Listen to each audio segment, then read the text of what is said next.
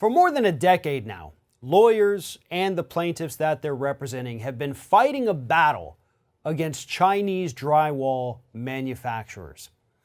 A lot of this drywall was installed here in the United States following disasters. Hurricane Katrina, for example. They needed more drywall than we had to offer. We turned to these Chinese drywall companies, get these homes rebuilt, get people back in. But this Chinese drywall came with a host of problems. And finally, after a decade of fights, a settlement that has not yet been agreed to by a judge, but a settlement has been reached. And joining me now to talk about this is Scott Hardy with Top Class Actions. Scott, this Chinese drywall issue, as I just mentioned, has been going on for a decade. This was something that, again, I didn't even know was still happening. I thought all of this had been worked out years ago. And I follow these things closely. So this one slipped under my radar. I did not know this was still happening, but I'm happy to see this settlement come out. Yeah, we've been following this for years. We still get hundreds of comments on these articles when we post these things about the Chinese drywall lawsuits.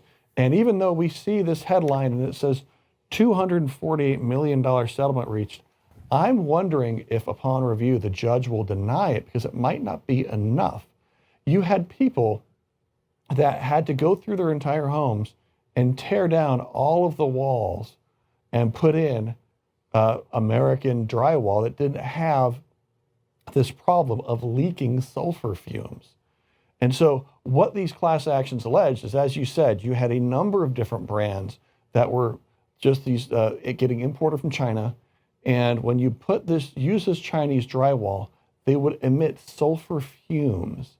And that, of course, is not good for your health, one.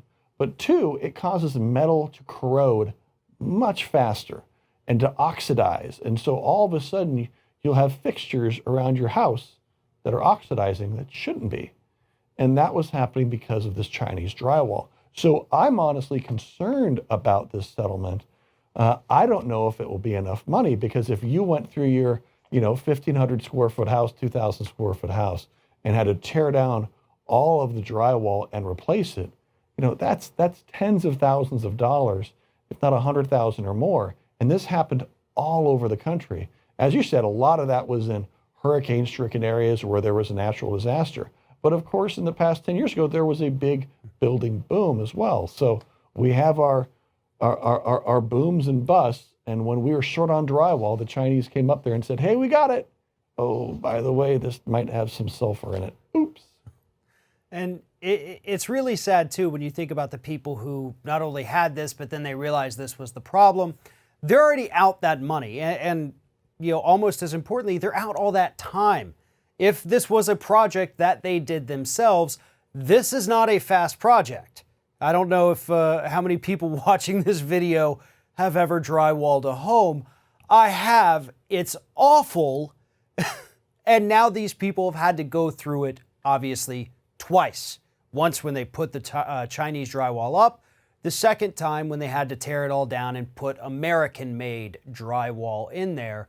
So they're going to have to factor that into the cost as well. Obviously, it's one thing if you hired somebody to do this and you have those receipts, you can show that loss. When it's you yourself that did this, maybe over the span of several weeks at night after you leave work, those people also have to be compensated for that time. They may not have lost technically money from it, but they lost the opportunity to do something else with their time. And that is also worth something to everyone.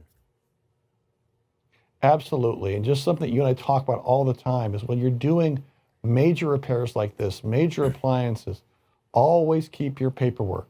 Keep those receipts. If you did happen to do these repairs yourself, find those receipts and those invoices, because you will need them to maximize your claim from any settlement that comes from this Chinese drywall litigation.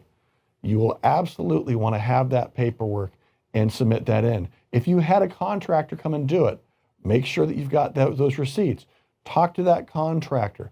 That contractor should be able to submit a claim as well. So there's a lot of different angles that you will want to use to legally maximize your claim from the Chinese drywall settlement once it's finally approved.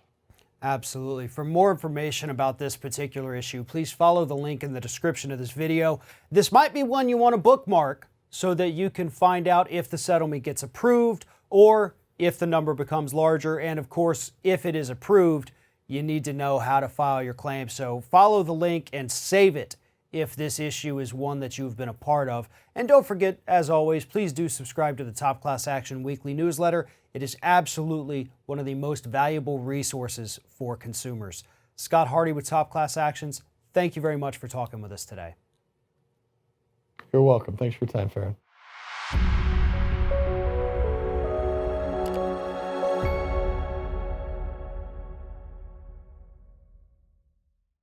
Every year, 1 million hernia surgeries are performed in the United States. Unfortunately, some mesh implants that are used in these surgeries have caused complications, including infection and organ damage that led to surgeries to correct those problems. If this has happened to you, learn more about the hernia mesh lawsuit by going online to hernia.law or call us for a free consultation about your legal rights.